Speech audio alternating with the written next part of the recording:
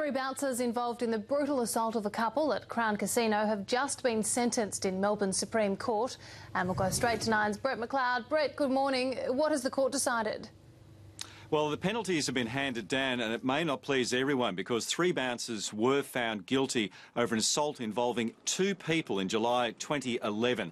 Now, the victims were Olivia Ferguson and Matthew Anderson. The bouncers themselves, Kwok Tran, Nicholas Levchenko and Jacques Fuchile, were involved in this incident. Now, Olivia Ferguson had slapped a bouncer and then her husband or partner, Matthew Anderson, turned around and he was pinned to the ground. They were both pinned to the ground. Mr. Anderson suffering a broken nose and a broken elbow before they were both ejected from Crown. They had witnessed an earlier incident when a friend of theirs, in a separate accident involving separate bouncers, was thrown out and eventually died a few days later. Three bouncers charged over that were earlier found not guilty. But over today's incident, these three bouncers were told by the judge their actions were extraordinary, particularly what they did to Olivia Ferguson by pinning her to the ground because she showed minimal threat.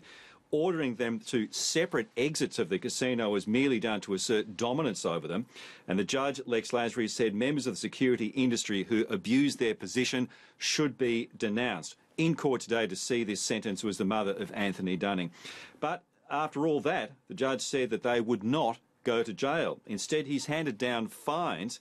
Mr. Tran received a fine of $8,000. One of his colleagues got a fine of $6,000. Another one escaped with a fine of $2,000. Two of them received convictions that will mean they can't work in the security industry for at least 5 years and possibly 10. But not getting jail, we'll be interested to see what the reaction of those who were assaulted by them is after this court hearing today. Amelia? Yeah, that vision is just awful. Brett, thanks for the update.